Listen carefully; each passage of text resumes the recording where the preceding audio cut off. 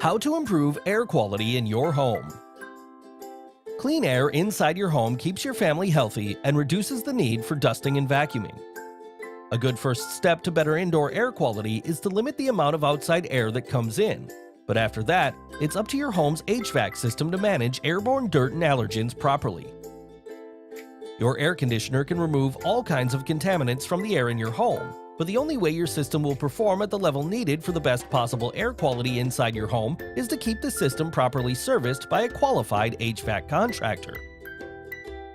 Their careful attention to the condition of your filters, ductwork, and other parts of your system will ensure that it gives your family the best possible indoor air quality.